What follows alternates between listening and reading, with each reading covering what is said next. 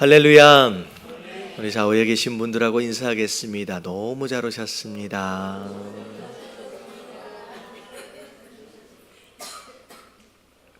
네, 감사합니다. 자, 오늘 말씀 고린도 후서 9장서부터 우리가 함께 살펴볼 텐데요. 다음 주 월요일서부터의 말씀이 고난주간의 말씀이 시작이 됩니다. 그래서 이제 여기서 고린도후서를 오늘 그냥 끝내야 다음 주 금요일 날 할 때 고난주간의 말씀이 이제 이어질 수 있을 것 같아요. 그래서 만약 할 수 있으면 이제 고린도후서 말씀을 이제 마무리할 수 있도록 그렇게 해보도록 하겠습니다. 자, 9장서부터 우리가 살펴볼 텐데요. 자, 1절과 2절 말씀 우리 함께 같이 읽어보도록 하겠습니다. 자, 다 같이 시작. 성도를 섬기는 일에 대하여는 내가 너희에게 쓸 필요가 없나니 이는 내가 너희의 원함을 알미라. 내가 너희를 위하여 마게도냐인들에게 아가야에서는 1년 전부터 준비하였다는 것을 자랑하였는데 과연 너희의 열심이 퍽 많은 사람들을 분발하게 하였느니라. 자, 우리가 9장에 들어오기 바로 직전에 어떤 내용이 있었느냐?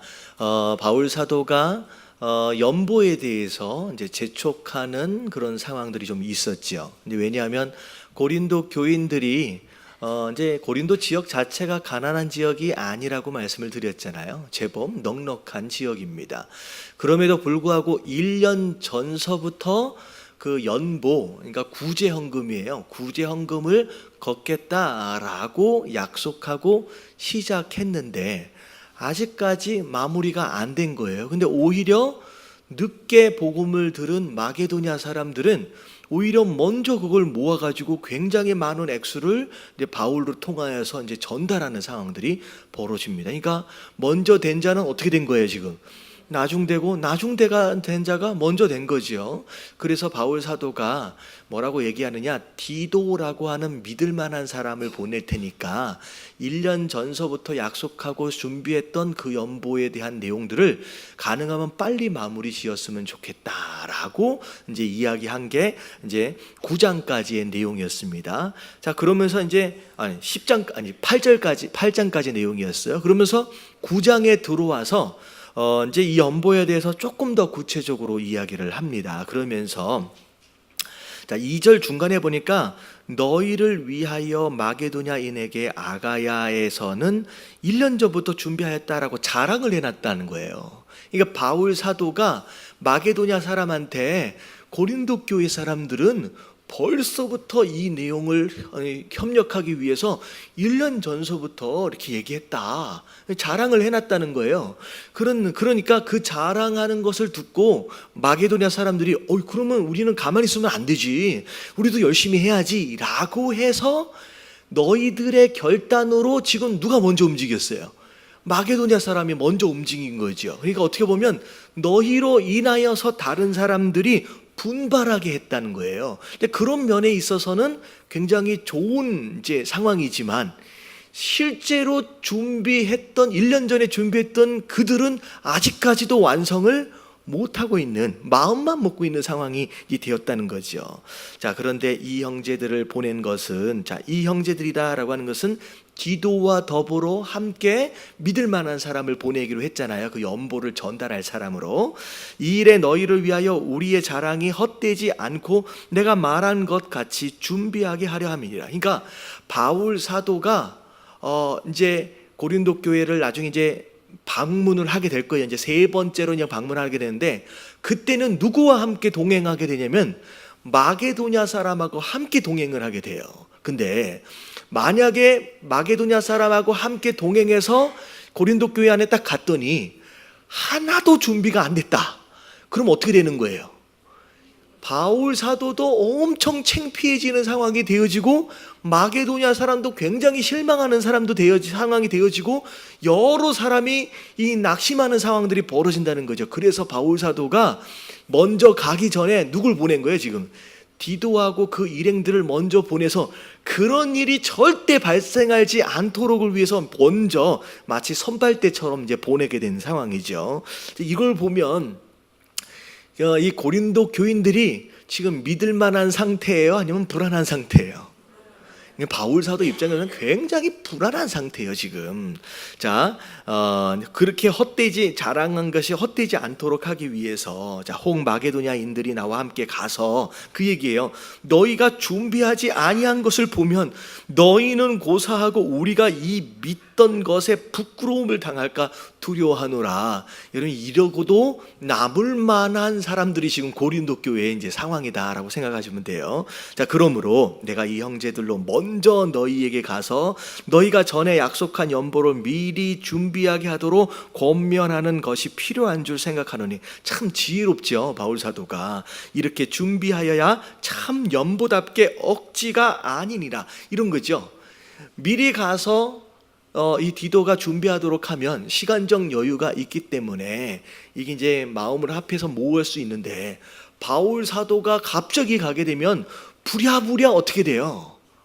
이러면 안 되는데 하면서 이상하게 억지로 걷어진 연보가 되어져서 이게 잘못되어질 수 있다는 거죠. 근데 그것을 사전에 방지하기 위해서 이렇게 이제 바울 사도가 먼저 디도를 보낸 겁니다. 자, 그러면서 이것이 곧 적게 심은 자는 적게 거두고 많이 심은 자는 많이 거둔다 하는 말이로다. 이게 뭐냐면, 어떻게 진실된 마음으로 차곡차곡 거두면 많이 거둬질 수 있어요. 근데 바울 사도가 온다니까 급하게 막 마련하려고 하면 많이 거둬질 수가 없겠지요. 그래서 이런 얘기를 하는 겁니다. 자, 7절 같이 한번 읽어볼게요. 다 같이 시작. 각각 그 마음에 정한 대로 할 것이요 인색함으로나 억지로 하지 말지니 하나님은 즐겨내는 자를 사랑하시느니라. 자, 이게 이제 우리가 하나님께 제물을 드림에 있어서의 굉장히 중요한 기준이 되어지는 말씀입니다. 자, 하나님께 이제 헌금을 드린다라고 했을 때 각각 어떻게 해드리래요? 그 마음에 정한 대로 해라. 이 얘기는 쓰고 남은 거 이만큼 남았네? 그럼 드리면 되겠네? 이게 아니라는 거예요. 그러면 하나님께 드려질 것은 미리 마음으로 뭐 해야 된다? 정하라는 거예요. 이건 하나님의 것이다 라고 정한 것에 대하여 그렇게 드릴 줄 알아야 된다는 거예요. 여러분, 하나님은요 불우한 이웃이 아니에요. 할렐루야. 우리가 남는 것을 드리는 찌꺼기를 드려서 받으실 수 있는 분이 아니다라고 분명히 얘기를 했습니다. 그래서 마음으로 먼저 정한 것을 드리고, 자, 어떻게 드리래요? 인색함으로 하지 말래요. 여러분, 하나님께서 우리에게 축복을 주실 때 인색하게 주신 게 아니잖아요. 그분의 모든 것을 다 열어서 내려주셨다라고 하는 거. 그리고 억지로 하지 말라는 거죠. 그리고 어떻게 하래요? 하나님은 즐겨내는 자, 기쁨으로 당연히 드려야지요 라고 하는 마음으로 드리는 사람들을 하나님 뭐 하신다? 사랑하신다 라고 말씀하셨습니다. 자, 하나님이 능히 모든 은혜를 너희에게 넘치게 하시나니 이는 너희로 모든 일에 항상 모든 것이 넉넉하여 모든 착한 일을 넘치게 하려 하심이니라. 이거 뭐냐면, 하나님께서 우리에게 일용할 양식, 그것 이상으로 채워주신 넉넉함이 있다라고 한다면 그 넉넉함은 뭐 하도록 하기 위한 거예요? 함께 착한 일에 넉넉함으로 할 수 있도록 허락하신 것이다 라는 거죠. 다시 말하면 우리 삶 가운데는 어느 정도만 있으면 돼요. 일용할 양식만 있으면 돼요. 그 이외에 더 풍성하게 주신 것들에 대해서는요, 뭐 하라고 주신 것이냐? 착한 일에 써라라고 덤으로 주신 것이다라고 하는 것이죠. 그래서 우리에게 왜 이렇게 은혜를 허락하셨느냐라고 하는 것을 알 필요가 있습니다. 자, 9절에 볼게요. 다 같이 시작. 기록된 바 그가 흩어 가난한 자들에게 주었으니 그의 의가 영원토록 있느니라 함과 같으니라. 그래서 하나님께서는요 가난한 사람들을 위해서 흩어준다라고 하는 것은 계산하지 않는다는 거예요. 너한테 요만큼, 내가 오늘 줬으니까 너 이만큼, 이게 아니라 흩어서 준다라고 하는 얘기는 계산하지 않고 인색하지 않고 넉넉하게 기쁨으로 준다는 것이죠. 그래서 심지어는 성경에 뭐라고 가히 나와 있냐면, 가난한 자를 돕고 섬기는 것은 내가 너희에게 뭐 한 것이라고 얘기했어요. 구운 것으로 여기겠다라고 말씀하십니다. 돈은 구웠다라고 한다면 그럼 빚 지지 말라고 하신 하나님이 빚 지시겠느냐라는 것이죠. 하나님께서 다 갚으시겠다라는 것이죠. 그래서 그의 의가 영원토록 있으리로다 있느니라 함과 같으냐, 그의 분의 뜻을 그 흩어 나누는 사람들에게 이루어 가실 것이다 라고 약속하신 겁니다. 그래서 바울 사도가 지금 그 못내 이게 믿어지지 않는 상황 가운데 불안해요. 그래가지고 미리 디도와 다른 사람들을 보내면서 준비해 놓도록 미리 이제 하고 있는 겁니다. 그런 가운데 자 10절을 볼게요. 다 같이 시작. 심는 자에게 씨와 먹을 양식을 주시는 이가 너희 심을 것을 주사 풍성하게 하시고 너희 의의 열매를 더하게 하시리니. 자, 어떻게 보면 가난한 자를 섬기는 것이 하나님은 분명히 씨를 뿌리는 것이다라고 말씀하십니다. 사실은 어떻게 보면 하나님께 드리는 헌금이다라고 하는 것은 드리고 난 뒤에 그 무엇인가를 기대하는 어떤 그런 것이기보다는 이미 주신 은혜가 있고요. 어떻게 보면 이게 하나님 것이잖아요. 그렇기 때문에 마땅히 드려도 충분하겠지만 하나님은 그럼에도 불구하고 드려지는 물질에 약속을 하셨어요. 무슨 얘기인지 아시겠죠? 왜냐하면 우리가 하나님께 드렸다고 돌려주지 않아도 돼요. 왜냐하면 이미 주신 게 많잖아요. 여러분, 감사함이 예물 안에 가장 기본적인 의미인 줄로 믿습니다. 아닌가요? 뭘 꼭 받아야 되는 건 아니잖아요. 반응이 좀 이상한데? 네. 여러분, 예물의 진짜 의미는 요만큼을 넣었더니 요만큼이 돌아왔다 그 개념이 아니에요. 이거는 어떻게 보면 무당 찾아가서 복채 내는 거랑 뭐가 다르겠어요. 여러분, 원래 의미는 그게 아니에요. 그냥 감사함이에요. 나를 구원하신 것에 감사함으로 이게 다 하나님 것임을 고백하면서 드리는 거예요. 뭘 드렸더니 더 받을 것이다, 이걸 기대하기 전에 그냥 감사함이 예물의 진짜 의미인 줄로 믿습니다. 그거면 된 거예요. 근데 그거면 됐지만 하나님은 그걸로 끝내시지 않으셨어요. 뭐 하시겠다는 거예요? 그걸 심는 걸로 간주해 주겠다는 거예요. 심는 걸로. 그것으로 내가 너에게 더 채워주고 싶은 것들이 있다라고. 그래서 주시지 않아도 되지만 의도적으로 하나님께서 그 드림의 약속을 담아내심으로 말미암아 우리로 하여금 더 풍성하게 누리도록 하셨다라고 하는 것이죠. 그래서 심는 자는, 여러분 씨앗을 심어버리면 땅에 묻혀서 먹을 게 없잖아요. 근데 하나님 뭐라고 말씀하시냐? 심으려 하는 자에게는 심을 수 있는 씨앗뿐만 아니라 모두 허락하시겠다. 네가 지금 먹을 양식을 내가 허락하겠다라고 말씀하시는 거예요. 그래서 너희 심을 것을 주사 풍성하게 하시고 너의 의의 열매를 더하게 하시리니 너희가 모든 일에 넉넉하여 너그럽게 연보를 함은 그들이 우리로 말미암아 하나님께 감사하게 하는 것이니라. 자, 이게 뭐냐면 우리가 연보를 잘 해가지고 전달이 잘 되면 그걸 받는 사람이 또 누구에게 영광을 돌려요? 이 하나님께 영광을 돌리게 돼 있어요. 여러분, 이게 되게 중요한 거예요. 자, 연보를 거두어서 하나님의 이름으로 전달을 하면요, 이 받은 사람이 누구에게 영광을 돌려요? 하나님께 영광을 돌려요. 그리고 이게 어디서 거둬지는지를 알아요, 몰라요? 알잖아요, 고린도 교회. 근데 여러분, 이게 교회를 통해서 구제가 되어질 때의 상황이에요. 근데 종종 교회가 아니라 직접 누군가를 돕는 경우들이 있어요. 여러분, 이건 굉장히 부작용이 많이 일어납니다. 왜냐하면 누군가가 개인적으로 직접 돕기 시작하면요, 여러분, 이 사람이 누구에게 감사하게 돼요? 여러분, 하나님께 감사하지 않아요. 사람에게 감사해요. 그리고 나중에 어떻게 되냐면 하나님께 영광을 돌리고 감사하는 사람은 결국 나중에라도 하나님을 의지하게 되지만 직접 전달하는 순간 이게 반복적인 상황들이 되어지면 이 사람은 하나님이 아닌 누구를 의지하게 돼요? 사람을 의지하게 되어 있습니다. 그러다가 무슨 일이 있어서 이제 더 이상 도울 수 없는 상황이 되어져요. 그러면 이 사람이 그동안 도와준 것에 감사합니다라고 얘기하지 않아요. 여기서 도와주는 걸 끝낸 것에 대해서 야속하다고 섭섭해하는 것으로 끝나버려요. 그러니까 반드시 여러분들 스스로 영광을 받으시고 스스로 자랑하고 싶으시면 여러분들 스스로 하세요. 여러분 그렇게 해서 내가 누굴 도왔느니 하는 사람들 많아요.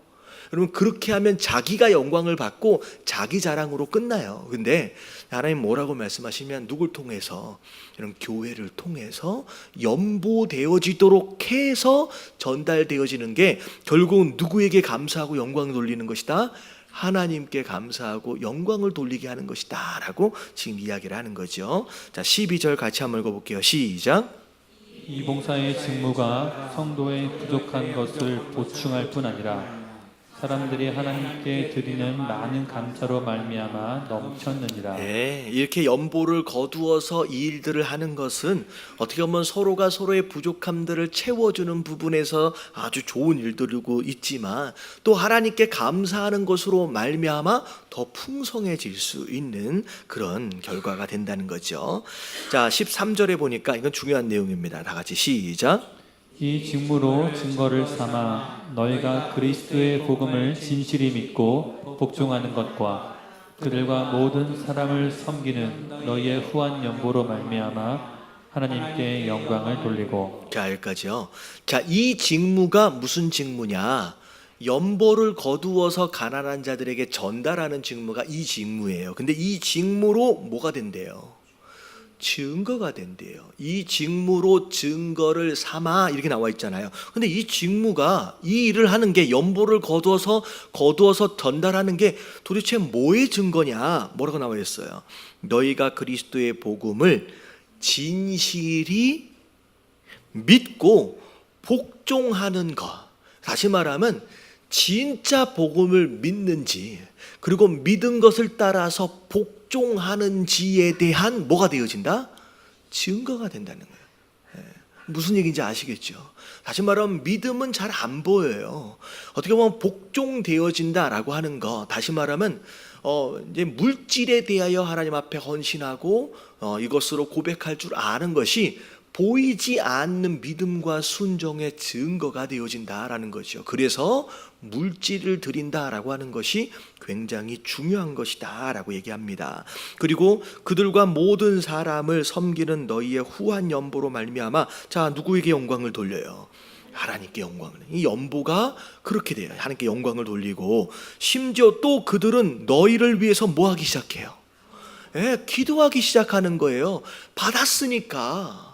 그러니까 어떻게 보면 물질에 마음이 있다. 물질이 있는 곳에 마음이 있기 때문에 물질을 받은 자는 사랑을 받은 것으로 여겨요. 그렇기 때문에 전달해준 그 고린도 교회를, 아니 마게도냐 교회를 위해서 간구하고 이제 기도해주게 된다는 거죠. 비록 거리로는 떨어져 있지만 영적으로 서로가 서로를 위해서 기도해주는 관계로 함께 연결되어지는 상황들이 되어진다는 거예요. 그리고 하나님이 너희에게 주신 지극한 은혜로 말미암아 너희를 사모하게 된대요.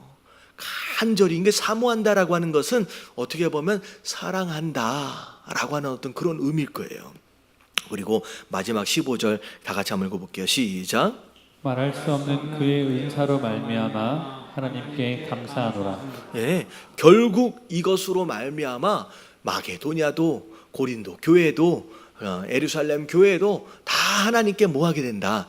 감사하게 된다라고 하는 것이죠. 그래서 바울 사도가 구제 헌금하는 거, 물질로 하나님 앞에 드려지는 것에 대한 어떤 결과, 어떤 열매들에 대해서 쭉 설명하면서 이것이 너희의 믿음 있음에 대한 증거일 뿐만 아니라 하나님께 영광을 돌리고 그들과 너희가 영적으로 하나로 연결되어져서 서로를 위해서 사랑해주고 기도해주고 결국 궁극적으로 하나님께 감사할 수 있는 너무나도 좋은 기회다.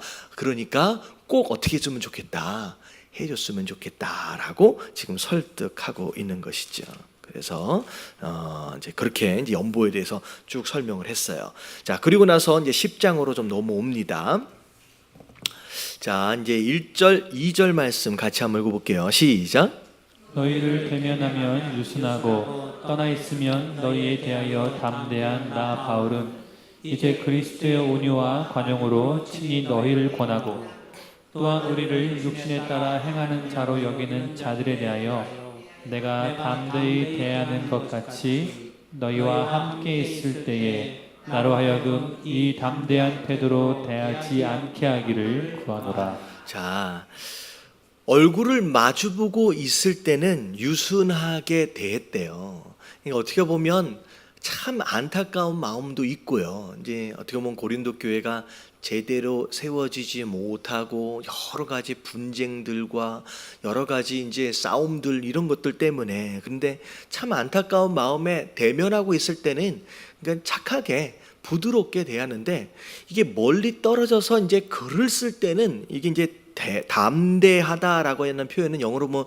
보울드하다고 나와 있어요. 이게 뭐냐면 강하게 얘기하는 거예요. 한번 얘기해도 조금 더 센 어휘들을 써가지고 이게 강하게 이제 권면하는 상황들이 되는 거죠. 근데 자, 이제는 내가 그렇게 안 했으면 좋겠다는 거예요. 그러니까 글로 썼을 때도 좀 이렇게, 이거 보니까 온유와 관용으로, 그러니까 성숙한 자를 대하는 것처럼 그렇게 부드럽게 좀 했으면 이제 한다는 거죠. 근데 또한 우리를 육신에 따라 행하는 자로 여기는 자들에 대하여 이제 바울 사도를 이상하게 모함하는 세력들이 고린도 교회 안에 있다 그랬잖아요. 이제 그 사람들에서 내가 담대히 대한 것 같이 너희와 함께 있을 때 나로 하여금 이 담대한 태도로 대하지 않게 하기를 구하노라. 지금 좀 있다가 여기 고린도후서 끝나고 나서 세 번째 방문하려고 하는데, 방문하러 갔을 때 무슨 상황이 벌어질지가 모르는 거예요. 그러니까 바울 사도가 걱정되는 게 뭐냐면, 또 편지 쓸 때 그렇게 볼드하게 얘기한 것처럼 내가 너희한테 직접 만나서 이렇게 강하게 얘기할 것 같아서 되게 걱정된다는 거죠. 여기 문이 어디 열려 있나요? 아니에요? 마이크 소리예요. 마이크 밖에서? 우리 여기 소리보다 더 크게 소리가 들려가지고 이상하게 열심히 장사를 하고 계시는데, 알겠습니다. 자, 3절 같이 한번 읽어볼게요. 다 같이. 우리가 육신으로 행하나 육신에 따라 싸우지 아니하노니. 자, 여기서부터 이제 시작이 됩니다. 자, 우리가 육신으로 행한대요. 여러분 어떻게 보면 살아있는 한 육신 안에 있잖아요. 육신 밖에서 행하면 죽은 거죠. 그러니까 육신을 따라 살 수밖에 없어요. 그러니까 육신으로 행할 수밖에 없어요. 근데 육신으로 살 수밖에 없지만 뭘 따라 싸우진 않아요. 육신에 따라 싸우지는 않겠다라고 하는 것이죠. 어떻게 보면 우리는 죄에 되게 익숙해져 있어요. 이게 어떻게 보면 이 육신이라고 하는 것 자체가 이미 죄에 익숙해져 있는 상황이기 때문에 자꾸 우리는 이게 육신을 가지고 죄와 더불어 자꾸 살려고 하는 그런 마음들이 있다는 거죠. 근데 바울 사도는 비록 육신을 입고 있지만 육신에 이끌려서 내가 싸우고 살고 싶지는 않다라는 거죠. 그러면서 하는 얘기가 뭐냐면 4절에 자, 우리의 싸우는 무기는 육신에 속한 게 아니래요. 육신에 속한 게 아니에요. 자, 오직 견고한 진도 무너뜨리는 하나님의 능력이라. 자, 우리는 무엇으로 싸운다? 여러분 육신이 아니에요. 하나님의 능력으로 싸운다는 거죠. 어떻게 보면 육신적으로 우리가 기술이 있고 경험이 있고 우리가 무슨 지식이 있고 여러 가지 그런 것들, 그것으로 우리는 싸우는 게 아니라 하나님의 능력으로 싸우는데, 여러분 이 하나님의 능력은 어떤 능력이 있느냐? 어떤 견고한 진도 무너뜨릴 수 있는 능력이 있대요. 이게 뭐냐면 우리가 하나님은 우리에게 은혜를 부어주시려고 해요.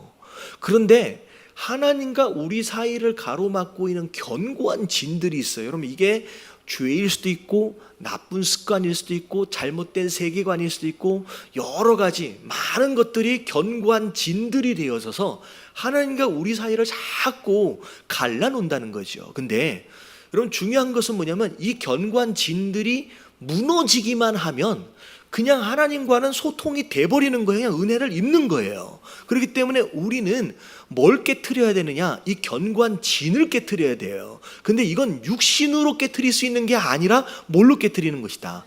이런 하나님의 능력으로 깨트리는 거예요. 여러분, 이걸 위해서 기도해야 하는 줄로 믿습니다.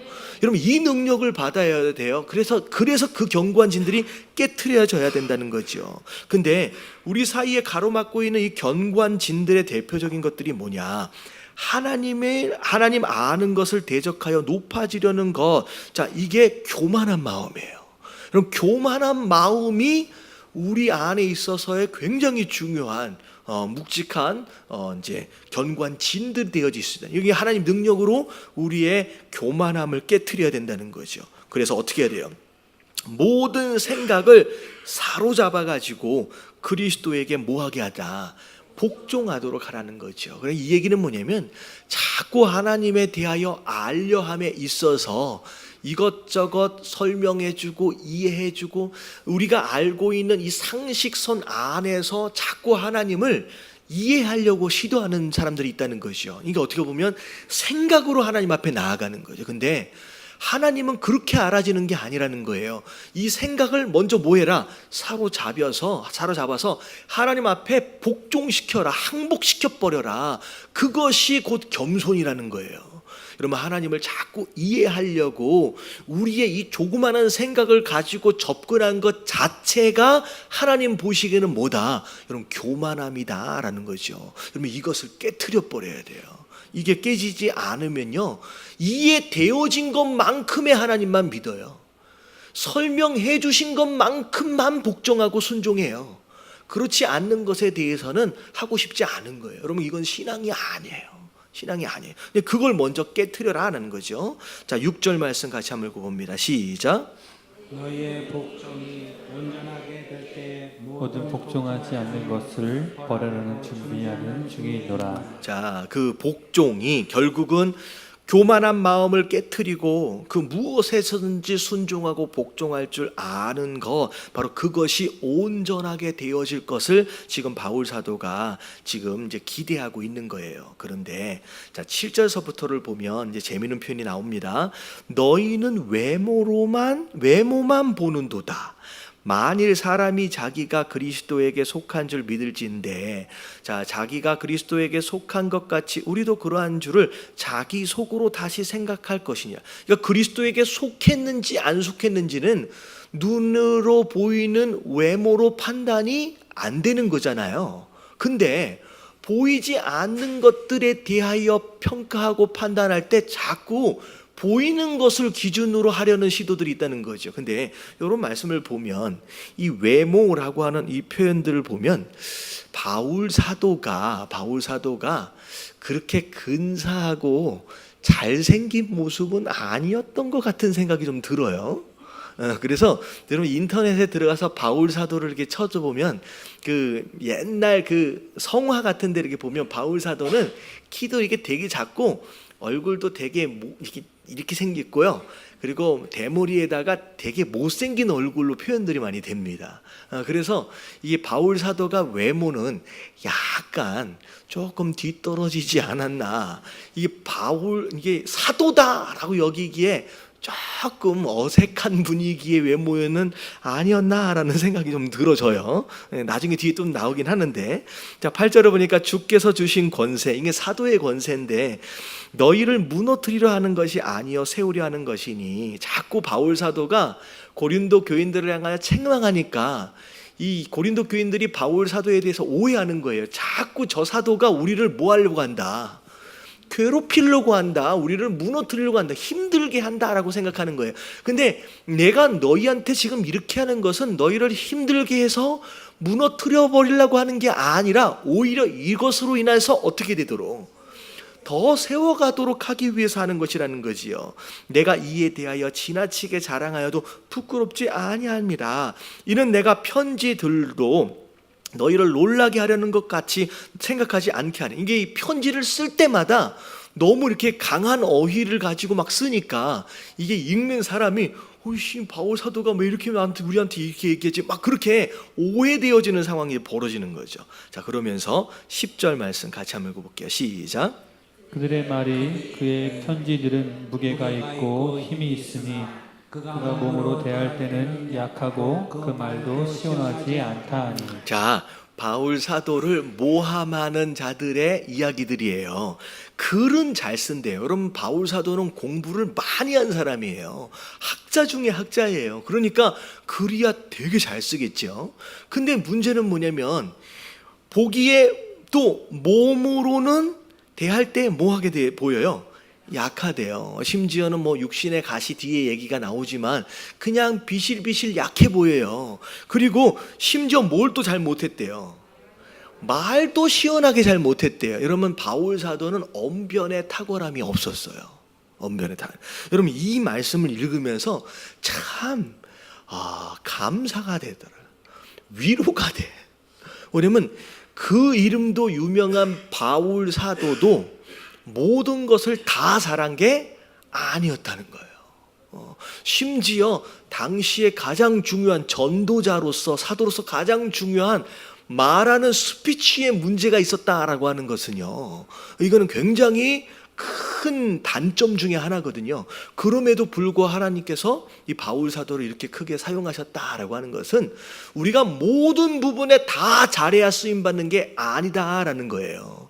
여러분, 하나님께서 우리의 단점을 다 알고 계시는 줄로 믿습니다. 그리고 우리의 장점을 다 알고 계세요. 그래서 가지고 있는 장점, 가지고 있는 단점들을 하나님께서 적절하게 사용하시는 거예요. 그래서 잘 보면 신기한 게 뭐냐면 바울이 좀 젊었을 때는 하나님께서 이렇게 1차, 2차, 3차 선교여행을 다니도록 냅두세요. 왜냐하면 바울 사도는 도전적인 사람이에요. 그래서 없는 곳에 씨앗을 뿌려서 교회를 세우는 이 역할을 너무 잘해요. 이건 사실 이거 누구예요? 베드로나 요한 같은 사람들은 하기 쉽지 않은 사역이에요. 그러니까 개척자로서의 어떤 그런 그 재능이 있어요. 그래서 바울 사도를 그런 식으로 잘 사용하다가 이제 교회가 나름대로 세워지니까 바울 사도는 말을 잘 못한다 그랬잖아요. 그러니까 가는 곳마다 언쟁하게 되고 분쟁하게 돼요. 그러니까 바울 사도를 나중에 그 교회가 다 세워진 다음에는 어떻게 해버려요? 하나님께서 나중에 감옥에다 싹 가둬놔 버려. 그래서 지금 우리가 보고 있는 신약 성경의 반이 바울이 쓴 이제 편지들인데 대부분 다 어디서 썼어요? 감옥 안에서 썼어요. 그러니까 바울을 감옥 안에 안 가둬뒀으면 편지를 쓸 수 있는 시간이 없어요. 왜냐하면 바울은 가만히 앉아있는 성격이 아니기 때문에 돌아다녀야 되니까. 그러니까 정말로 바울에게 있어서 뛰어난 것은 말도 아니잖아요. 생긴 것도 아니잖아요. 그러니까 하나님 뭘 쓰시기 위해서? 글을 쓰도록 하기 위해서 그 장점을 마음껏 활용하기 위해서 적당한 시기에 바울을 어떻게 하셨다? 이 감옥에다가 다 가둬놓는 거죠. 그래서 이런 모습들을 보면서 하나님께서는 우리가 잘하는 것들을 너무 잘하셔서 거기에 맞게끔 우리의 삶을 인도해 가시는구나 라고 하는 것을 우리가 생각할 수 있습니다. 그래서 못하는 게 좀 있더라도 여러분 실망하지 말라는 거예요. 뭐 이게 번데기도 아니 구데기도 뭐하는 재주가 있대요. 구르는 재주가 있대요. 뭔가는 잘하는 게 있을 거예요. 찾아보시면 뭔가는 잘하는 게 있어요. 여러분 그것으로 하나님께 쓰임 받게 되길 주님의 이름으로 축원합니다. 나는 아무것도 잘하는 게 없는데 이런 그럴 리가 없어요. 반드시 있어요. 반드시. 그러면서 11절 자 같이 한번 읽어볼게요. 시작.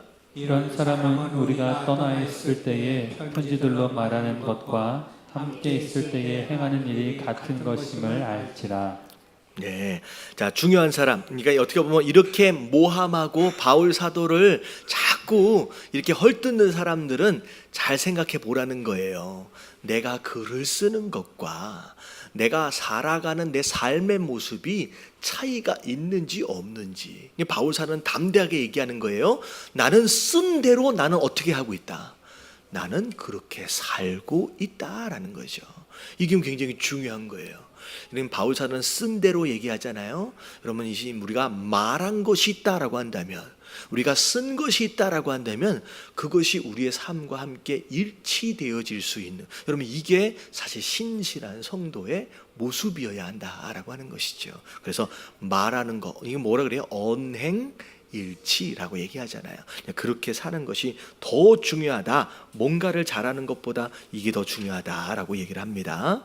자, 그리고 나서 12절 말씀, 자 같이 한번 읽어볼게요. 시작. 우리는 자기를 칭찬하는 어떤 자와 더불어 감히 짝하며 비교할 수 없노라. 그러나 그들이 자기로서 자기를 헤아리고 자기로서 자기를 비교하니 지혜가 없도다. 고린도 교회를 지금 어렵게 만드는 그 부류의 사람들의 특징들이 자 이제부터 나옵니다. 자, 이 첫 번째 특징이 뭐냐면 누구를 자랑해요? 자기를 자랑해요. 여러분 이게 누군가를 만났어요. 만나서 이야기를 할 때 자꾸 자기를 드러내려고 하고 자기 자랑하는 거 좋아하는 사람들은요, 그럼 되게 조심할 필요가 있다라는 것이죠. 더군다나 이 당시에 이들의 모습이 항상 자기를 앞세워서 자기를 내세운다, 자기를 자랑한다는 거죠. 근데 자랑을 할 때 되게 재밌는 건 뭐냐면 자기로서 자기를 헤아려요. 자기로서 자기를 비교해요. 다시 말하면 자랑할 때 기준이 누구예요? 자기예요. 자기가 기준을 자기가 세워놓고 그걸 기준을 가지고 자랑하고 있는, 이렇게 바보 같은 짓이 어디 있겠느냐라는 거죠. 이건 지혜로운 것이 아니다라고 얘기합니다. 그러면서 자 13절에 그러나 우리는 분수 이상의 자랑을 하지 않고, 자 이 바울 사도가 지금부터 무슨 얘기를 하려고 그러냐면 이제 조금 자기 자신에 대해서 자랑을 하려고 해요. 근데 그 지나친다, 리밋이 있어요. 그러니까 그것을 넘지 않은 한도 안에서 이제 바울 사도가 스스로 자기 자랑을 조금 하려고 합니다. 근데 오직 하나님이 우리에게 남아주신 그 범위의 한계를 따라서 하노니 자 곧 너희에게까지 이른 것이라. 우리가 너희에게 미치지 못할 자로서 스스로 지나쳐 나아간 것이 아니요 그리스도의 복음으로 너희에게까지 이른 것이라. 그러면서 자 15절 같이 한번 읽어볼게요. 시작. 우리는 남의 수고를 가지고 분수 이상의 자랑을 하는 것이 아니라 오직 너희 믿음이 자랄수록 우리의 규범을 따라 너희 가운데서 더욱 풍성하여지기를 바라노라. 자, 이 악한 자들의 특징 중에 하나가 뭐냐면 누가 수고한 거래요? 여러분 남이 수고한 것을 가지고 분수 이상으로 자랑하는 거예요. 분수 이상으로. 여러분 이게 딱 어떤 모습이라고 생각하시면 되냐면 뭐 수련회를 하든 뭘 하든 뭐 청소를 하든 봉사를 하든 일할 때는 나타나지 않아요. 그리고 나서 일이 다 끝난 다음에 남들 다 수고해 놓은 것에 대하여 뭐라고 얘기해요? 나라면 그렇게 하지 않았을 거야. 아니면 이렇게 하는 게 더 나았을 뻔했어. 그러니까 얘 애써서 저 멀리까지 가가지고 물건 기껏 사다 놨더니 그거 얘기할 땐 잊지도 않고 살아갈 땐 도와주지도 않고서 기껏 사다 놓으니까 어이구 우리 집 옆에는 더 싼데 왜 거기서 샀대? 애써서 밥 다 지어놨던 우리는 그럴 일이 없는 것 같아요. 워낙에 밥이 맛있어가지고 밥 다 지어놓고 할 때는 코빼기도 안 보여놓고선 맨날 뒤에서 우리는 뭐 짜니 뭐니 뒤에서 얘기하는 사람. 이게 뭐냐면요, 기껏 일해놓은 사람 그 한마디로 뭐 해버려요? 힘을 쫙 빼버려. 그러면 안 된다는 거예요. 여러분 그런 사람 되시 마시길 주님의 이름으로 축원합니다. 여러분 교회는 일이 다 끝난 다음에는요 이밸류에이션이라고 하는 것을 안 해요. 여러분 그건 누구만 하면 되냐면요, 그것을 맡아서 감당한 사역자들만 하면 돼요. 성도들은 뭘만 기억하면 돼요? 수고한 사람 격려해주고 칭찬하는 것으로만 끝내야 돼요. 이것은 다음에 할 때 이래야 돼 저래야 돼 라고 한번 시작하면요, 그때 정말로 늦게까지 남아서 고생한 사람들이 그 자리에서 어떻게 돼요? 힘 쫙 빠지고요, 정말로 실망하게 되는 거예요. 그냥 교회는 수련회 딱 끝나면 이밸류에이션은 성도들끼리 하는 게 아니에요. 성도들끼리 모였을 때는 어떻게 해요? 정말로 수고했다고 박수 쳐주고, 여러분 실수한 것도 박수 쳐주는 거예요. 할렐루야. 여러분 우리 교회는 일 끝난 다음에는 이런저런 이야기하지 않고 여러분 격려해주고 칭찬해줄 수 있는 그런 교회 되어지길 주님의 이름으로 축원합니다. 그거는 나중에 할 때는 더 잘할 수 있는 방법에 대한 연구는 누가 하면 되냐면 제가 하면 돼요. 할렐루야. 그냥 제가 하면 돼요. 우리 목사님들이 하면 돼요. 우리 전도사님들이 하면 돼요. 그걸 뜯어내기 시작하면요 전부 다 힘드는 거예요. 그래서 지난번에 힐링 캠프 다 끝난 다음에 같이 떡볶이 먹고 이렇게 딱 하면서 어떻게 했어요? 뭘 잘했는지 뭘 못했는지 한번 이야기해 봅시다. 그런 얘기 안 하는 거예요. 그냥 어디서 수고해 주신 분들 다 일어나고 박수 쳐주고 기도해주고 격려해주고 그걸로 끝나는 거예요. 여러분 그래야 다음에 일할 맛이 나는 거예요. 여러분 이게 굉장히 중요한 개념이에요. 이걸 마치 회사에서 일하는 것처럼 이걸 고쳐야 되고 뭐 할까 하면 다음에 아무도 일 안 해. 한번 해보세요. 열심히 일하는데 당신 다음에 할 때는 이렇게 고쳐야 돼 라고 한마디 들어보면요 다음에 이제 안 참석한다. 이게 무슨 얘기인지 아시겠어요? 여러분 교회는 그런 곳이에요. 근데 신기하게 이게 말도 안 되는데 희한한 열매들이 맺어져. 이게 누가 일하고 계시기 때문에 한없이 준비되어지지 못한 것 같고 부족한 사람들끼리 모여서 일하는데 이상한 열매들이 맺어져요. 신기한 열매들이 맺어져요. 왜냐하면 그 안에서 우리만 일하고 있는 게 아니라 누가 일하고 계시기 때문에, 하나님이 일하고 계시기 때문에요. 여러분 하나님 앞에 맡겨드려야 돼요. 네. 자, 그래서 그렇다는 거죠. 자꾸 남이 수고한 것에 이런 일들 이제 기운 빠지게. 자, 이는 남의 규범으로 이루어 놓은 것으로 자랑하지 아니하니 너희 지역을 넘어 복음을 전하려 함이니라. 남이 수고한 것이 바로 마치 자기가 한 것처럼 그렇게 이야기를 하고, 아까 처음에는 이제 험담하는 이야기서부터 트집 잡는 것서부터 시작해서 심지어는 밥상 다 차려놨더니 차릴 때는 없어놓고서 뭐만 들고 왔어요? 숟가락만 딱 올리려고 하는 사람들이 있어요. 여러분 수고하지 않고 남의 공의 영광을 취하려고 하는 이런 사람들을 굉장히 조심할 필요가 있다는 거죠. 그러면 안 되는 거예요. 자, 그러면서 자랑하는 자는 누구 안에서 자랑하래요? 주 안에서 자랑하라. 자꾸 네가 뭘 잘했느니 뭘 뛰어났느니 똑똑한 것처럼 자꾸 그런 얘기하지 말고 주 안에서 주님만 자랑하고 복음에 대해서만 자랑하라는 거죠. 자, 18절 다 같이 한번 읽어볼게요. 시작. 옳다 인정함을 받는 자는 자기를 칭찬하는 자가 아니요 오직 주께서 칭찬하시는 자니라. 자, 자기 스스로를 자꾸 자랑하면 스스로 인정받고 싶은 마음에 자꾸 그렇게 하면요 뭐해진다고 이제 얘기를 하냐면 이게 전문 용어로 이게 점점 추잡해져요. 자기가 자기를 자꾸 자랑하면요 이게 그렇게 되어져요. 자, 내 자랑은 누가 해주시는 거예요? 남이 해주셔야 하는 거예요. 특별히 누가 해주신다?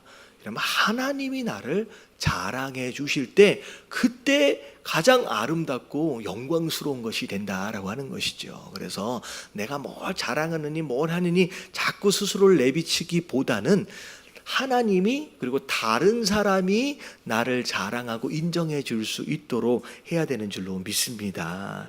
그게 겸손이다라는 거죠. 자, 그러면서 이제 11장으로 넘어올게요. 자, 1절, 2절. 자, 그래서 3절까지 같이 한번 읽어볼게요. 다 같이 시작. 원하건대 너희는 나의 좀 어리석은 것을 용납하라. 청하건대 나를 용납하라. 내가 하나님의 열심으로 너희를 위하여 열심을 내노니 내가 너희를 정결한 처녀로 한 남편인 그리스도께 드리려고 중매함이로다. 그러나 나는 뱀이 그 간계로 하와를 미혹한 것 같이 너희 마음이 그리스도를 향하는 진실함과 깨끗함에서 떠나 부패할까 두려워하노라. 바울 사도가 스스로 내가 좀 어리석다라고 하는 것 그냥 용납하라. 바울 사도 스스로 내가 완전한 자는 아니다라고 스스로 인정하며 받아줄 것을 이야기합니다. 그러면서 내가 너희에게 어떻게 보면 주의 종되어진 자로서 성도와 더불어서 어떤 역할을 감당해야 되는지를 좀 설명하고 있어요. 자, 정결한 처녀로 한 남편인 그리스도께 드리려고 뭐 하는데요? 중매하는 거예요. 그래서 그러면 목사, 목회자들은요, 이 역할을 감당하는 거예요. 그러니까 스스로 신부 되어짐과 동시에, 스스로 신부예요. 신부 되어짐과 동시에 다른 신부들을 신랑과 만날 수 있도록 중간에 뭘 놔주는 거예요? 중매, 다리를 놔주는 것이 목회자의 역할이다라는 거죠. 다시 말하면 목사가 자기 사람을 막 만들려고 자기에게로 이끌어가면 안 되는 거예요. 어떻게 해야 돼요? 이게 데려다가 예수 그리스도를 소개시켜주는 그런 역할을 감당해야 합니다. 근데 바울 사도가 막 걱정이 되고 두려운 게 뭐냐면 지금 너희가 성도 되어져 있는데 사단의 이게 뱀 이야기가 나오잖아요. 미혹되어진 가운데 금방 더러워지고 부패되어질 것에 대해서 굉장히 염려하는 마음이 있대요. 바울 사도가 만일 누가 가서 우리가 전하지 아니한 다른 예수를 전파하거나 혹은 너희가 받지 아니한 다른 영을 받게 하거나 혹은 너희가 받지 아니한 다른 복음을 받게 할 때에 너희가 잘도 용납한대요. 자, 이게 되게 중요해요. 이러면 오리지널은 참 이걸 받아들이기가 쉽지가 않아요. 자, 보세요. 전도를 하면 교회 한번 데려오기 너무 어렵고요. 그걸 영접하도록 하는 건 더 어렵고요. 영접한 그 성도로 하여금 꾸준히 참석하는 교회 생활하는 가운데 성장하도록 하는 건 너무 어려워요. 그러니까 오리지널은 전하는 것도 어렵고 받아들이기도 너무 어려운데 가짜는 참 쉽게 받아들여요.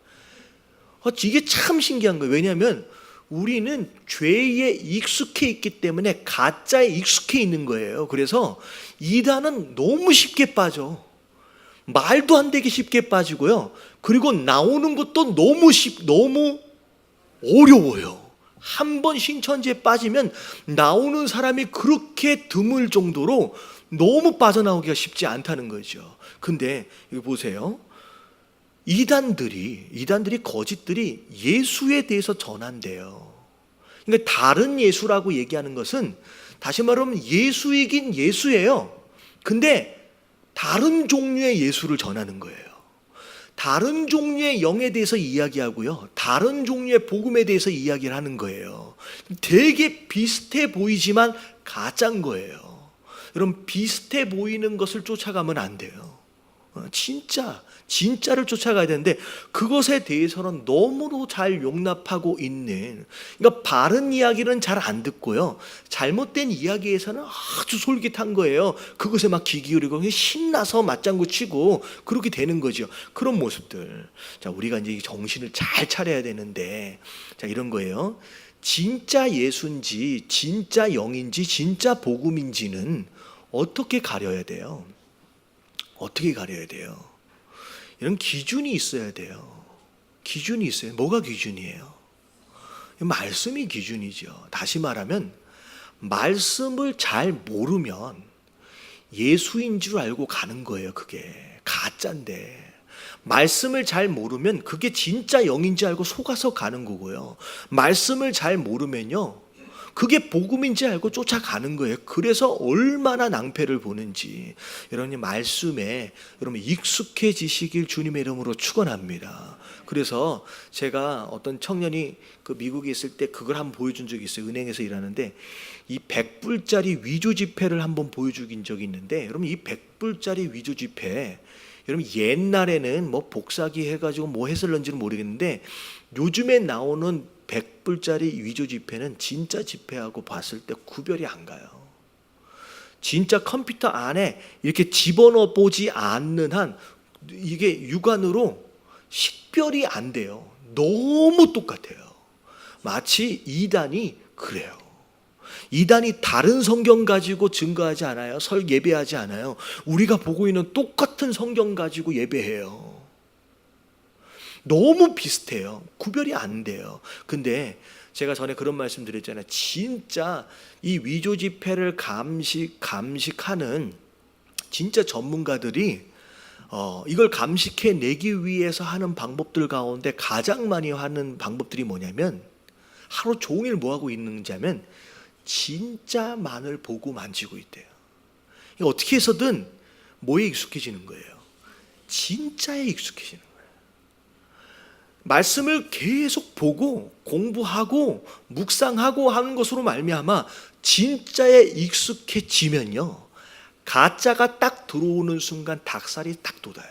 아, 이게 아닌데 라고 하는 딱 느껴져요. 이런 교회들 가서, 이게 이단 교회들 같은 것 가서 말씀을 한번 들어보세요. 여러분, 진짜에 이미 익숙해지고 훈련되어 있는 사람은 설교 한 10분만 들어주면 나중에 닭살이 싹 돋아요. 아, 이게 아닌데 이게 뭔 얘기를 하는지 분별이 간다는 거예요. 근데 평소에 말씀을 제대로 본 적도 없고 그냥 주일만 성경책도 그 자동차 뒷자리에 그냥 대충 던져져 있어. 그러다가 이 주일이네 가다가 어딨지 여기 있네. 그렇게 들고 와가지고 그렇게 말씀 생활하고 예배 생활하는 사람들은요, 아무리 봐도 구별이 안 되는 거예요. 그러니까 그런 시대를 살고 있는 거예요. 비슷해 보이지만 가짜라는 거예요. 근데 거기에 너무 쉽게 넘어가는 모습들을 보면서 이 바울 사도가 답답한 거죠. 자, 5절을 볼게요. 5절 6절 같이 한번 읽어봅니다. 시작. 나는 지극히 크다는 사도들보다 부족한 것이 조금도 없는 줄로 생각하노라. 내가 비록 말에는 부족하나 지식에는 그렇지 아니하니 이것을 우리가 모든 사람 가운데서 모든 일로 너희에게 나타내었노라. 네, 바울 사도를 깎아내리는 사람이 있었어요, 사람들이. 그랬더니 바울 사도가 내심 섭섭한 나머지 지극히 크다는 사도들, 이거 누굴까요? 그 예수님의 직계 제자들이겠죠. 뭐 베드로나 이제 요한이나 야곱 이런 사람들. 근데 나는 그들보다 솔직히 조금도 부족하지 않다고 얘기를 하는 거예요. 왜냐하면 솔직히 여러분, 예수님의 제자들은 대부분 다 어디 출신이에요? 여러분, 갈릴리 출신이에요. 공부 잘 못한 사람들이에요. 여러분 보세요. 여러분, 바울은 그들하고 비교가 될 수 없는 레벨의 사람입니다. 제가 그런 얘기를 한번 한 적 있잖아요. 베드로가 왜 어부가 됐어요? 여러분, 공부를 못해서 어부가 된 거예요.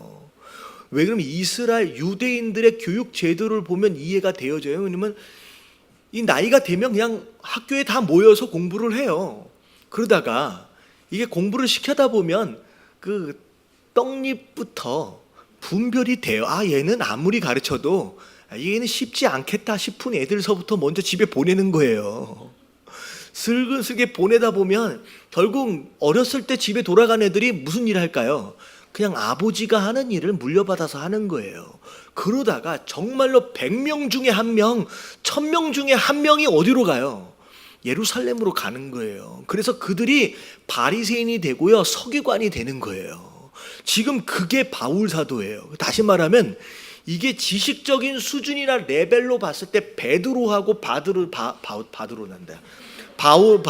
비교 대상이 아니에요. 근데 지금 예수님의 제자였다라고 하는 그거 하나만으로 지금 바울이 한도 끝도 없이 무시를 당하고 있는 상황이 되니까, 야, 나는 그렇게 무시당할 만한 사람이 아니다. 비록 얘기하잖아요. 말은 잘 못해도 이 지식에 있어서는 결코 뒤떨어지지 않는다라고, 참 이게 어떻게 보면 참 처절한 몸부림인 것 같아. 답답해서 그런 얘기를 하는 것이죠. 이 말 못하는 게 되게 서러운가 봐요. 이게 되게 쉽지 않는가 봐요. 그래서 내가 너희를 높이려고 나를 낮췄어. 여러분, 바울은 낮아질 수 있는 위치가 아닌데 복음을 어떻게 해서든 잘 전해보려고 스스로 겸손하게 낮아진 거예요. 자, 하나님의 복음을 값없이 너희에게 전달함으로 내가 죄를 지었느냐? 내가 그게 잘못이냐? 내가 너희를 섬기기 위해서 다른 여러 교회에 비용을 받은 것은 탈취한 것이냐? 이게 뭐냐면 고린도 교인들이 솔직히 지금에 와서야 얘기하는 거예요. 헌금을 해요, 안 해요? 되게 안 하는 거야. 아니 집에 넉넉한데도 되게 헌금을 안 하는 거예요. 그래서 바울이 어떻게 했어요? 여러분 이 고린도 교회는 거의 다른 교회가 거둔 헌금으로 이 교회를 유지했어요. 그리고 심지어 바울 사도 스스로 재정적으로 보충해야 되는 상황이 벌어졌다는 거죠. 그래서 오히려 뭐라고 얘기했냐면 솔직히 남의 교회에 있는 거 뺏어서 섬긴 거 아니냐라고까지 지금 얘기를 하는 거예요.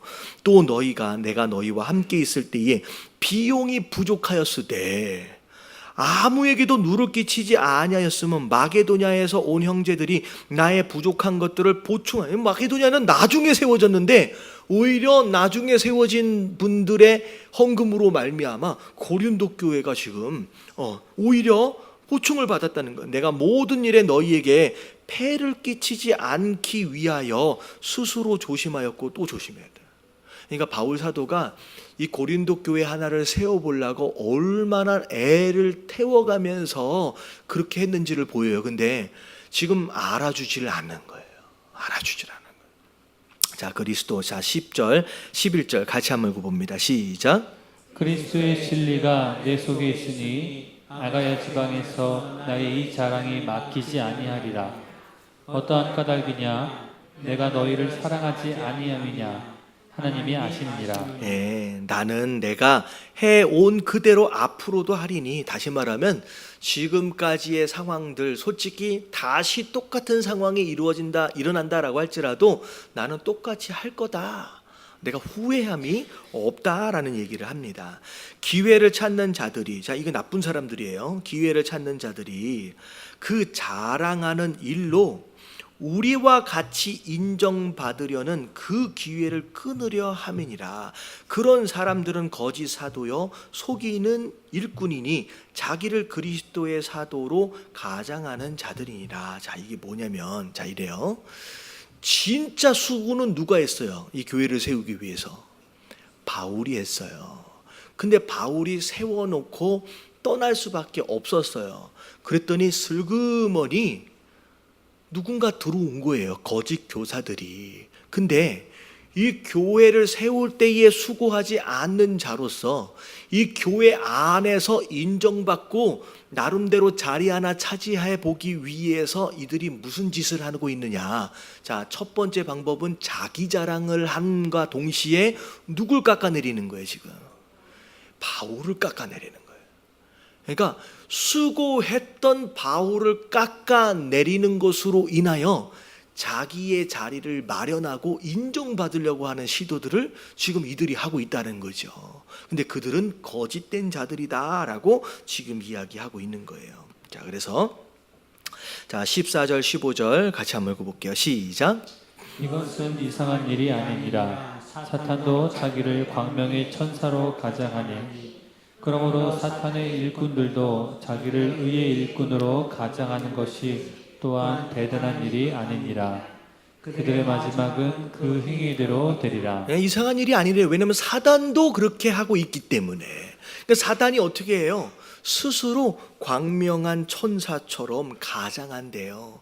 그러니까 교인들한테 가가지고 굉장히 그들을 위한 것처럼 뭐 그렇게 하면 안 되지, 그렇게 하면 안 되지 하면서 그들을 되게 위하는 것처럼, 하지만 어떻게 해요?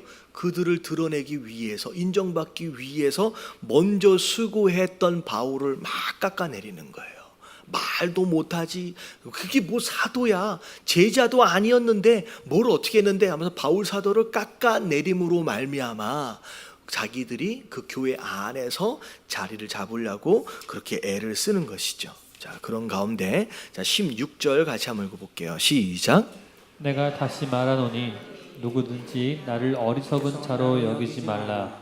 만일 그러하더라도 내가 조금 자랑할 수 있도록 어리석은 자로 받으라. 자, 어리석다라고 하는 얘기가 뭐냐면 앞에 나왔어요. 자꾸 자기 자랑을 하면 어떤 사람이라고 그랬어요? 지혜가 없는 사람이라고 그랬잖아요. 이 바울 사도가 하도 모함을 당하고 하도 무시를 당하다 보니까 이제는 작정을 하고 자기 자신에 대해서 좀 자랑을 하려고 하는 거예요. 그러니까 자랑을 하면 지혜 없는 자라고 했잖아요. 그러니까 지혜 없는 자가 조금 되어진다라고 할지라도 자, 내가 한번 마음 먹고 자랑을 한번 해보겠다라고 지금 얘기를 하는 거죠. 내가 말하는 것은 주를 따라 하는 말이 아니요 오직 어리석은 자 같이 기탄 없이 자랑하노라. 여러 사람이 육신을 따라 자랑하노니 나도 자랑하겠노라. 자, 이제 작정을 하고 이제 이야기를 합니다. 자, 19절 너희는 지혜로운 자로서, 이게 이제 지혜롭다는 얘기가 아니라 스스로 지혜롭다라고 생각하느냐 이 얘기예요.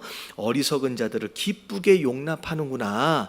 누가 너희를 종으로 삼거나 잡아먹거나 빼앗거나 스스로 높이거나 뺨을 칠지라도 너희가 용납하는. 그러니까 이거 뭐냐면 지금 고린도 교회 안에 슬그머니 들어와 가지고 막 이렇게 분란을 일으키고 있는 그런 사람들, 사실은 이 교회를 어떻게 하려고 하는 거예요?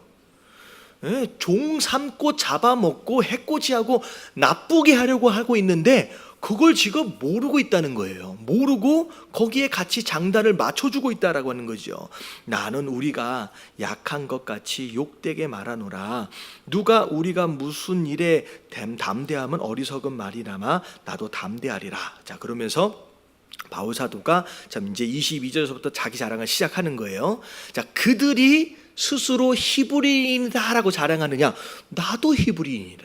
여러분, 히브리라고 하는 이 단어는 이제 물을 건너왔다라고 하는 의미를 가진 이제 단어입니다. 이게 바울 뭐죠? 아브라함이 이제 이스라엘이 홍해를 이렇게 건너왔잖아요. 그러니까 그 전서부터도 이 이스라엘이라고 하는 이름이 생기기 전에 물을 건너온 민족들이라는 어떤 그런 의미 속에서 히브리라고 하는 단어를 쓴 거예요. 그래서 혈통으로 히브리인이라고 주장하느냐? 나도 히브리인이다. 그러면 자, 이스라엘이라고 이야기하느냐? 여러분, 이스라엘은 원래 누구 이름이었어요? 야곱 이름이잖아요. 근데 이 바울 사도도 나도 이스라엘 사람이다. 그리고 아브라함의 후손이라고 그들이 주장하느냐? 나도 아브라함의 후손이다. 그들하고 비교했을 때 내가 미치지 못할 게 없다라는 거죠. 그리고 그들이 그리스도의 일꾼이냐 정신없는 말을 하거니와, 여러분들 이게 거짓 교사들이 들어와서 하는 얘기가 뭐냐면 복음에 대해서 설명할 때 알아듣게끔 이야기하는 게 아니라 못 알아듣는 이야기를 하는 거예요. 정신없는. 근데 그 당시에는 철학이나 이런 것들이 되게 발달을 해서 그런 것들로 논쟁하는 걸 되게 좋아했거든요, 남자들끼리. 근데 자기네들도 못 알아듣는 이야기를 그냥 주섬주섬 말하고 있는 거예요. 철학이 그런 거거든요. 뭐 대학교에 가서 철학 강의를 들어보니까 하나도 못 알아듣겠어. 근데 뭘 다 아는 것처럼 이야기하고 있는데 에이 이게 뭐냐. 근데 여러분 보세요. 여러분, 이게 거짓 교사들의 특징이에요. 어렵게 이야기를 하면요 되게 모호한 것처럼 느껴져요. 되게 유식하게 느껴지는 거예요. 여러분, 복음은요 여러분 절대 어려운 게 아니에요. 여러분, 만약에 하나님이 복음을 어렵게 만드셨으면요 여러분 공부한 사람만 구원받는 거예요. 여러분, 누구에게든 공평하게 누구든 들으면 알아들을 수 있게끔 만드신 게 복음이에요. 근데 이들은요 철학이니 뭐니 막 다 주섬주섬 담아가지고 그걸 되게 어렵게 설명을 하는 거예요. 그래서 되게 유식한 척하고 되게 잘난 척을 하는 거예요. 근데 바울 사도는 그게 몰라서 무식해서 내가 쉽게 얘기하는 게 아니라는 거죠. 나도 더욱 그러하도다. 아니, 어렵게 이야기할 것 같으면 나도 충분히 유식하게 공부한 사람이라는 거지요. 자, 내가 수고를 넘치도록 하고 옥에 갇히기도 더 많이 하고 매도 수 없이 맞고 여러 번 죽을 뻔하였으니. 자, 여기서부터 갈려져요. 자, 지식이 있는 것까지는 흉내낼 수 있어요. 뭐 다가 아는 것처럼 유식한 척은 흉내낼 수 있어요. 근데 절대 거짓 교사는 수고하지 않아요. 헌신하지 않아요. 바울이 수고하여 헌신한 거기 상에 위에 그냥 뭐만 올려놓고 있는 거예요. 지금 숟가락만 올려놓으려고, 아주 쉽게 자리 한번 차지해 보려고 다른 꼼수를 부리고 있지, 절대 거짓 교사는 수고하지 않습니다. 근데 바울은 그 얘기를 하는 거예요. 내가 그들과 다른 게 여기서부터는 나는 너희를 위하여 수고했다. 심지어 너희 때문을 위해서, 복음을 위해서 갇히기도 했고 나는 맥까지도 맞아봤다. 자, 그러면서 자, 유대인들에게 40에 하나 감한매를 5번이나 맞았대요. 그럼 40에 하나 감한매가 몇 번이에요? 39번이죠. 맞죠? 예. 여러분 40대를 맞으면 죽는다고 믿었어요. 그래서 딱 한 대를 덜 때리면 안 죽는 거예요. 그러니까 죽기 직전까지 맞는 게 5번을 맞았대요. 자, 25절을 보니까 태장. 여러분 이 태장, 이 설명을 보니까 그 예수님이 맞으셨던 채찍이 태장인 것 같아요. 지금 보니까 채찍 끝에 동물의 날카로운 뼈 같은 것들을 달아가지고 채찍을 때리면 살이 이제 찢어지게끔 하는, 이것을 이것도 몇 번 맞았대요. 이거 어떻게 살았을까? 3번이나 맞았네. 3번이나 맞고 심지어 한 번은 뭘로 또 맞았대요? 돌에 맞았어요. 여러분 이게 진짜 죽은 줄 알고 성 바깥에 갖다 버렸어요. 그러니까 돌 무더기에서 그냥 슬금슬금 또 일어나서 또 들어와서 또 복음을 전하잖아요. 심지어 배를 타고 가다가 파선을 했대요. 그게 몇 번이냐면 3번인데 그 중에 한 번은 일주일 동안 그 망망대해에 언제 죽을지도 모르게 떠 있었대요. 그러면 바다가 밤이면 진짜 무섭습니다. 밑에가 안 보이잖아요. 그러면 이게 떠 있다고 하면 물을 요만큼은 담고 있는데 이건 밑에 뭐가 헤엄쳐 다니는지 아찔하거든요. 그걸 일주일 동안 떠다녔대요. 근데 그 고생을 했다는 거예요. 자, 26절. 자, 같이 한번 읽어볼게요. 시작. 여러 번 여행하면서 강의 위험과 강도의 위험과 동족의 위험과 이방인의 위험과 신의 위험과 광야의 위험과 바다의 위험과 거짓 형제의 위험을 당하고, 예, 심지어는 동족의 위험 같은 경우에는 바울을 죽이겠다고 유대인들이 결사대를 만들어요. 수백 명이 모여서 뭐라고까지 얘기하냐면 내가 바울을 죽이기 전까지는 먹지도 않고 자지도 않겠다라고 결사대를 결성을 해가지고 바울을 죽이려고 매복까지 합니다. 여러분 이런 상황까지, 나중에는 이게 천부장인가요? 그렇게 해가지고 호위대를 결성을 해가지고 바울을 보호해서 로마로 압송하게 되거든요. 그러니까 그런 일들까지도 이제 경험하게 되는 거죠. 또 수고하여 애쓰고 여러 번 자지 못하고 줄이며 목마르고 여러 번 굶고 춥고 헐벗었노라. 이 외의 일은 고사하고 아직도 날마다, 자, 육신적으로 고통당한 것은 어떻게 보면 견딜만 하다는 거예요. 이거 솔직히 들어보니까 이 견딜만한 고통이 아니에요. 근데 이 정도는 내가 견딜만한 거. 오히려 더 힘든 게 뭐냐?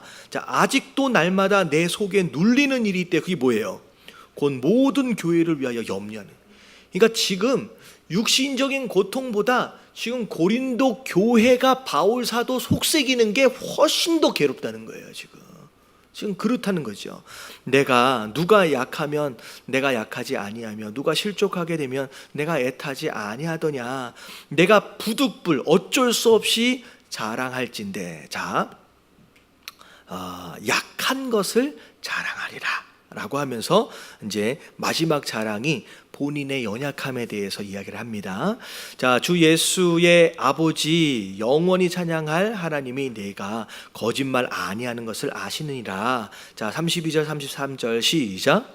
다메섹에서 아레다 왕의 고관이 나를 잡으려고 다메섹 성을 지켰으나 나는 광주리를 타고 들창문으로 성벽을 내려가 그 손에서 벗어났노라. 예, 바울을 죽이려고 유대인들이 심지어 이방인의 고관을 설득해가지고 바울을 잡으려고까지 했다는 거죠. 그래서 심지어 무슨 만화에 나오는 것처럼 창문에서 이렇게 광주리에 담겨가지고 이렇게 내려와서 피신을 할 정도의 목숨의 위협을 받을 정도의 수고로움까지도 바로 복음을 전하기 위해서 그렇게 했다라는 것이죠. 그래서 바울 사도가 결국은 이제 원래는 말하고 싶지는 않았는데 어쩔 수 없이 워낙에 말을 안 해주니까 그냥 사도가 난로 된 줄을 아는 거예요. 그러니까 이걸 이제 처음 이제 고백하면서 이야기를 하는 겁니다.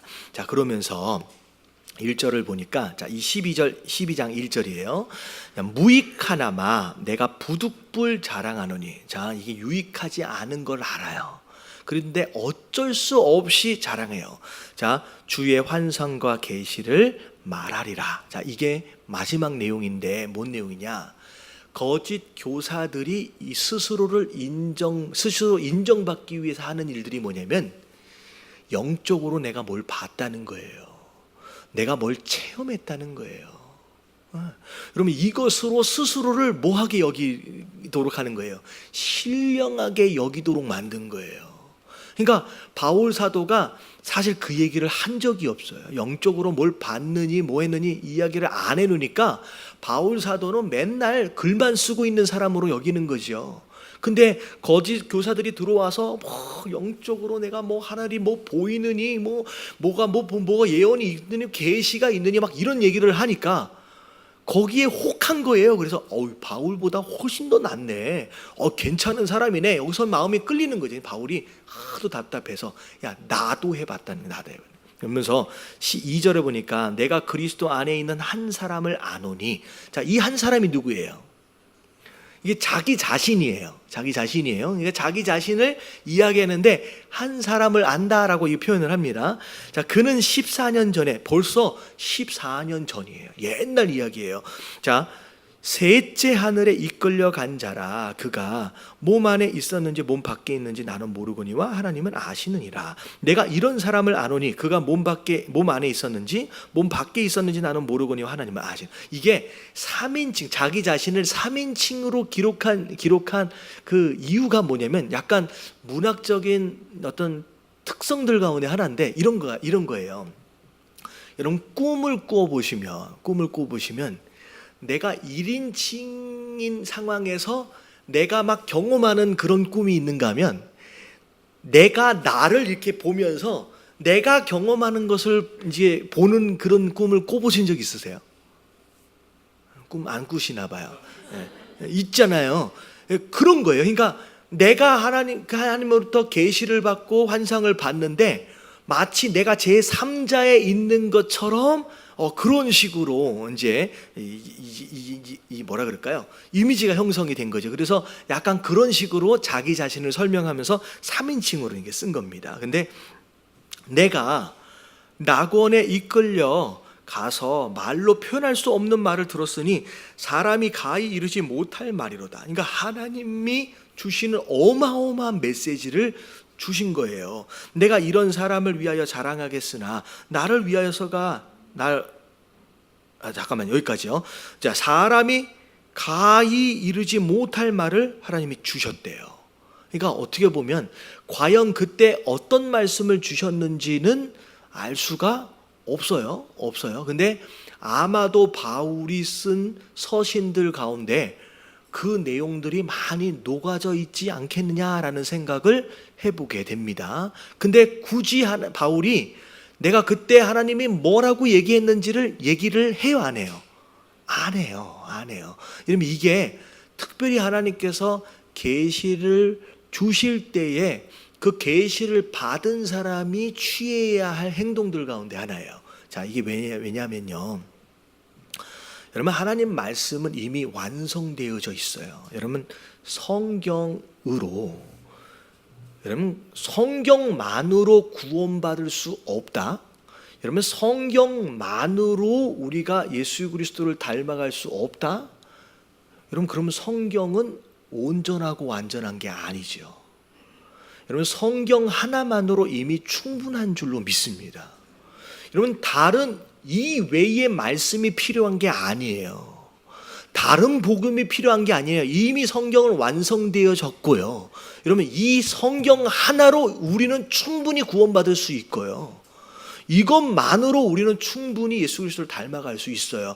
부족함이 없는 완전한 말씀이에요. 근데 하나님께서 필요를 따라 계시를 주시는 경우들이 있어요.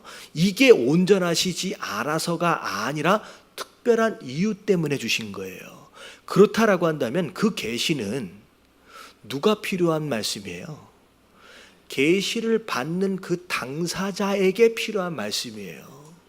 그러면 하나님께서 그 계시를 누구에게 전하라고 말씀해 주시지 않는다, 알았다라고 한다면 그건 다른 사람에게 이야기하는 게 아니에요.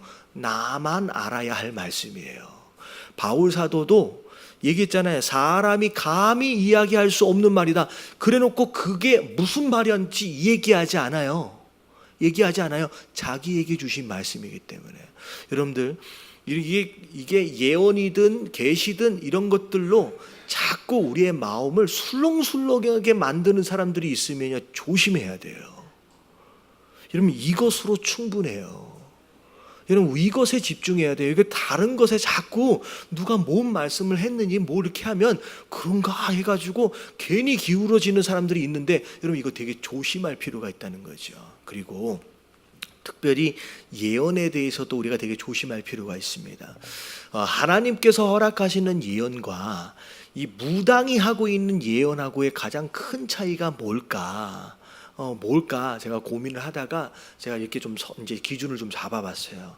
여러분, 무당이 말해주는 것은요, 내가 알기 원하는 대답을 말해줘요. 이러면 어떨까요? 거기에 대답해 주는 거예요. 오늘 언제 이사를 가는 게 좋을까요? 이 직장에 들어가는 게 좋을까요? 그러면 무당은 뭐라 그래요? 뭐 전 보실 분 계시죠? 예수님 믿기 전에.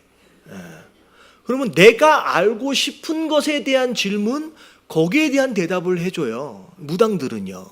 근데요, 하나님이 주시는 예언은 달라요. 내가 원하고 내가 알고 싶은 것을 대답해 주시는 게 아니라 내게 필요한 말씀을 주세요. 여러분, 이렇게 생각하시면 돼요. 나는 그 직장을 들어가는 것이, 안 들어가는 것이 정말로 중요한 줄 알고 하나님께 기도했어요. 근데 그것에 대한 응답이 아니라 전혀 다른 응답들을 주세요. 왜냐하면 그 직장에 가고 안 가고보다 훨씬 더 먼저 풀어야 할 중요한 문제에 대해서 먼저 말씀해 주시는 경우들이 있다는 거죠.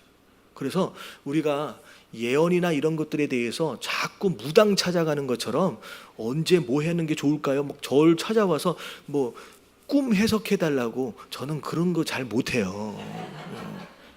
집사님 중에 한 분이 와서, 목사님 꿈 해석하실 줄 알아요? 하면서 이런 꿈을 꿨는데 이런 무슨 뜻이에요? 글쎄요, 좀 잘 모르겠는데요. 여러분, 그런 것으로 자꾸 뭐 이렇게 안도하고 안심하려고 하면 이게 자꾸 잘못된 것으로 흘러갑니다. 근데 이 이단들과 이 잘못된 거짓 교사들이 그걸 교묘하게 사용한다는 거죠. 여러분, 여기서 넘어가면 안 돼요. 조심해야 되는 거예요. 자, 근데 그러면서 내가 비록 그 어마어마한 말씀과 계시를 들었지만 솔직히 내가 너희들한테 진짜 자랑하고 싶은 것은 이거다라고 얘기하는, 뭐예요? 약한 것들 외에 자랑하지 아니하리라. 내가 너에게 진짜 자랑하고 싶은 것은 내 연약함이래요. 왜냐하면 쭉 이제 여기 건너뛰어서 좀 넘어갈게요. 너무 시간이 많이 지나서. 자 7절 말씀 같이 한번 읽어볼게요. 시작. 여러 계시를 받은 것이 지극히 크므로 너무 자만하지 않게 하시려고 내 육체의 다시 곧 사탄의 사자를 치셨으니 이는 나를 쳐서 너무 자만하지 않게 하려 하심이라. 네, 바울에게 육체의 가시가 있었대요. 여러분, 이거 구체적으로 뭐가 어떻게 아팠는지는 잘 몰라요. 근데 많은 사람들이 아마 눈에 문제가 있지 않았었겠느냐라고 하는 추측을 해봅니다. 근데 밑에를 보니까 이걸 낫게 해달라고 3번이나 기도했대요. 근데 자, 하나님께서 뭐라고 말씀하셨느냐? 그게 너에게 은혜돼요. 아픈데, 이게 너무 불편한데, 이게 하나님은 나에게 뭐라고 말씀하시면 이게 은혜돼요. 왜냐하면 여러분, 바울만큼 뛰어난 사람이 없거든요. 학자로서 어마어마한 지혜에서부터 보세요. 3층천까지 올라가서 다 보고 왔어요. 어마어마한 계시를 받았어요. 환상을 보고 어마어마한 능력이 나가요. 근데 이런 사람이 나중에 잘못하면 뭐가 돼버리냐면 교만하여져서 스스로 하나님인 줄 착각하게 되는 거예요. 여러분, 너무 지나치게 은사를 받은 사람들이 여러분 이렇게 되어질 가능성이 높습니다. 그래서 하나님께서는 자만하지 않고 교만하지 않도록 하기 위해서 육체의 가시를 은혜로 남겨두신 거래요. 더 망가지지 않도록, 이게 잘못되지 않도록. 그게 이제 뭐냐면 이런 거예요. 그 제가 우리 새벽 예배도 잠깐 설명을 드렸는데, 여러분 용골이라고 하는 게 뭔지 아세요? 용골?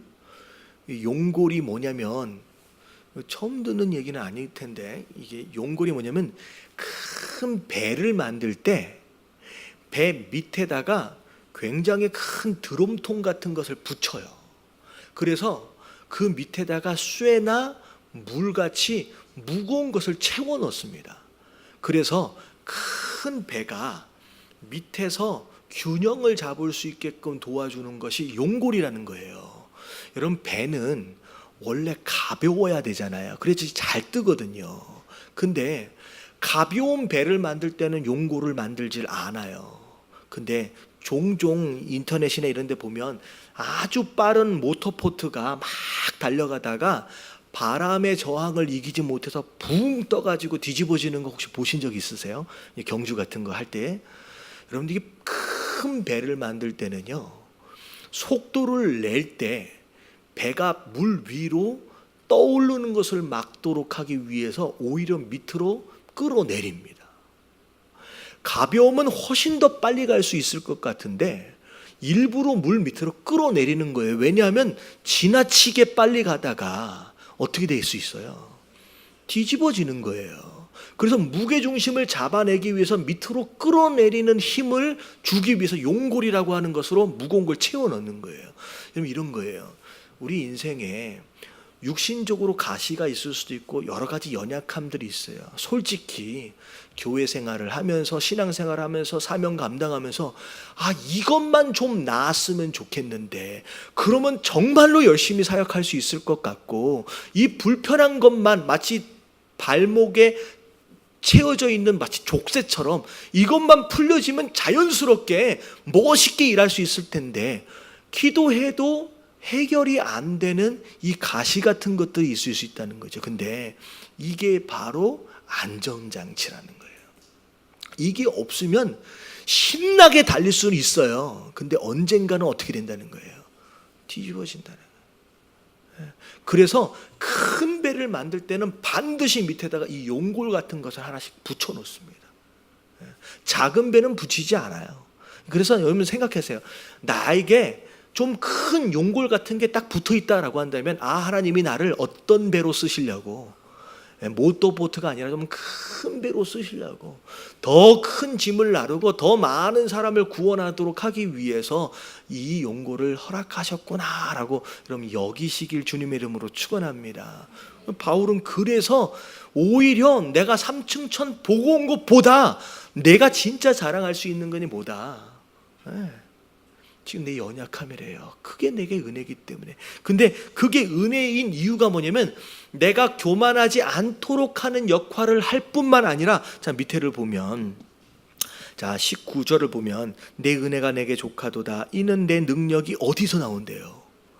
여러분 우리의 능력이 우리가 잘하고 있는 것으로 나오는 게 아니라 우리의 연약함에서 능력이 나온대요. 왜냐하면 도리어 크게 기뻐함으로 나의 여러 연약한 것들에 대하여 자랑하리니 이는 그리스도의 능력이 내게 머물게 하려 함이라. 그러니까 하나님의 능력이 내게 머물러 있을 수 있도록 하기 위해서 연약함을 주셨다. 이 연약함의 역할이 뭐냐면 약하기 때문에 누굴 의지해요?